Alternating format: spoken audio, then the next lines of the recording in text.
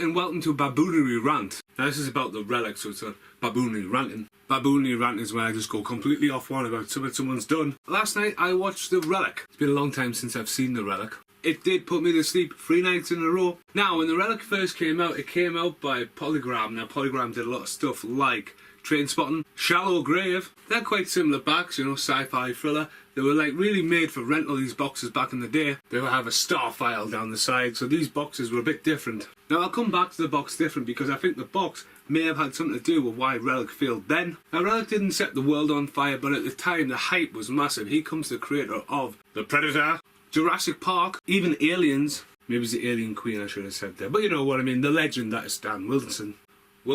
Stan Wilson. I do apologise, Stan. Sorry. Now, along with the director of Time Cop and Enemies Closer, the time was right. Practical effects were at its height as well, and for the time, yes, it did do okay, but it hasn't aged very well. Now, I don't do the kind of reviews where I talk, footage of the film appears, and I go, hey, look at that, whoa, look at that there. See, whoa, that's Prague Museum, so that's my own footage. I don't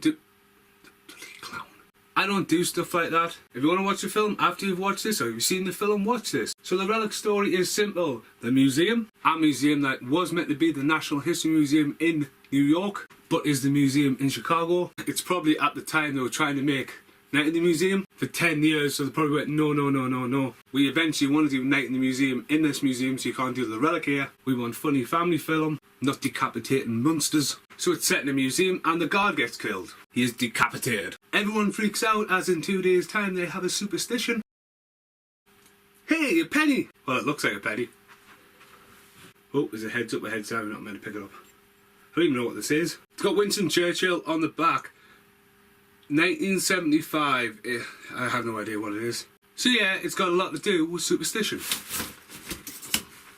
Very random. So while it's going on and they're like, oh yeah, we need to be open, the detective's going, well, there's a killer maybe somewhere in the building, but we need to be open, the little woman says. Now of course the mayor gets involved and they end up opening the superstition thing, and before you know it, pandemonium starts and everybody gets locked down, panic stations, people in pure panic divided off, and it just gets mental as this creature finally makes an appearance. But that is just basically an outline of the story. Now the thing about this movie is, it is so dark. I'm not even talking this dark, it is just generally dark. The movie starts in the jungle, it's quite dark then. It's mainly in the labs, it's dark there. There's a couple of shots outside where yes, it's a little bit sunny, but mainly it's dark. I had to sit up in bed and go, what's going on? Like really? And that's one of the biggest faults with the film. It's too dark. Do you agree with that? Because on VHS you can't see fuck all. No wonder you had to re-rent it and go, yeah, I need to borrow it again. Why? Because I couldn't see what was happening. Have you checked your contrast settings? Yes, I have. So yeah, big problem with the movie, it is too dark. There also seems to be quite a lot of deleted content.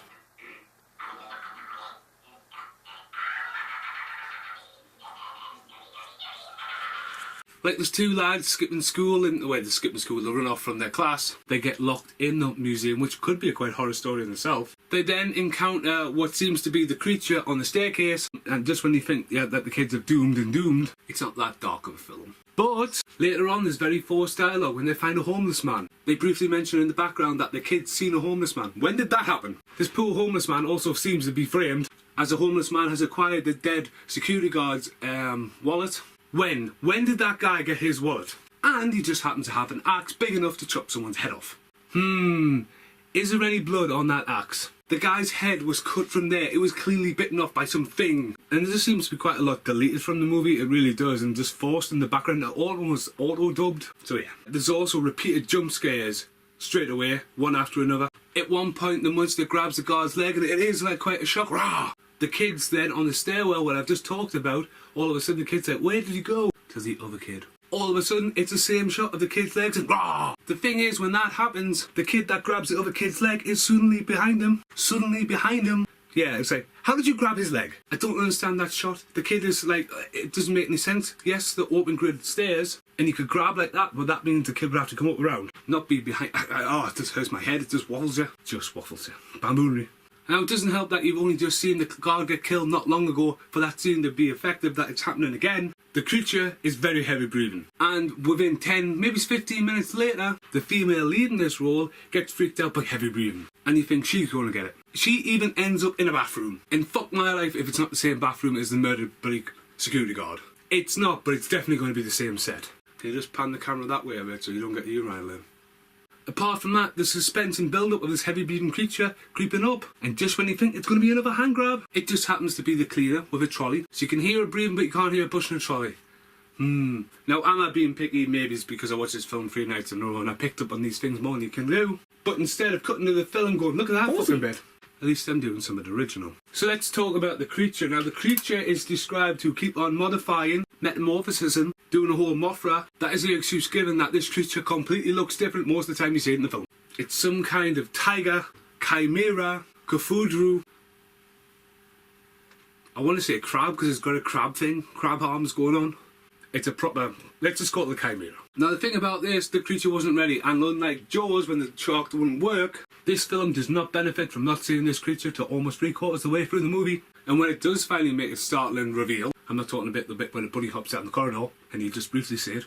I'm talking about when all of a sudden it's standing next to the lions and the animals, just like the Spinosaurus is in Jurassic Park 3, where it's just waiting there. And you think, how the hell did you not see that coming? It must weigh a ton. But this creature can teleport. Not really in the film, but when you watch this film, it definitely can teleport. As everyone gets divided, people locked here, people locked there, people trying to get out through the tunnel underground. You know, the whole museum is locked down. But this creature makes its way around and picks off people one by one. Now that is probably victim of pacing and editing, but considering not much happens in the first 3/4 of this movie, they could have spaced this out a lot better. Now you're not going to really remember most of the cast except for Tom Sizemore. Tom Sizemore was on the rise in the 90s, but has sort of dropped off the map. There's jokes in like Pauly Shore is Dead when people used to get him confused with Michael Madsen. And for the time, yes, he was good. I mean, Tom Sizemore is good in this film, but this film would have benefited by a bigger actor, a bigger action star, taking sort of a setback role where you think he's the lead, but then obviously let the girl lead forward. Now, since the director has worked with Jean-Claude Van Damme on 3 occasions that I know of, if Van Damme had did this film at that time, that would have been a great career twist for Van Damme. He wouldn't have got himself boxed in for straight to DVD rental stuff. Because when Van Damme's jumping around kicking and all that, he can be quite a good serious actor. Now it didn't have to be Van Damme because the director's first choice for the lead role of the detective was Harrison Ford. That was a total pipe dream for the director though. Harrison Ford at that time was doing like stuff like Clear and Present Danger,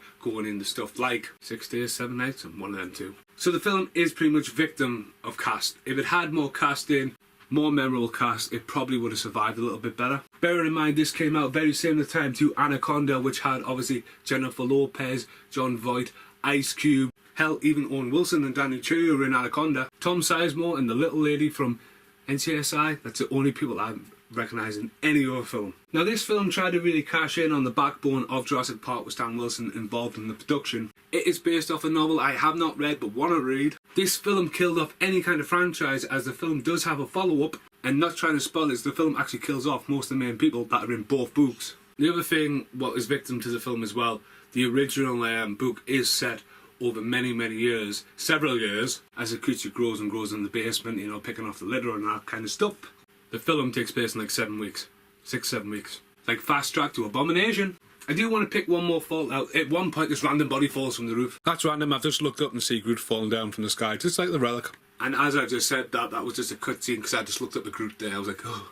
But this body falls decapitated and you can't see the wires. It falls at the perfect time as the superstition thing has just opened. Like surprise, there's a boob trap for you. Setting off mass panic, including the stuntman running straight into a pail of gas, which just looks quite painful. But it makes you think, who did that?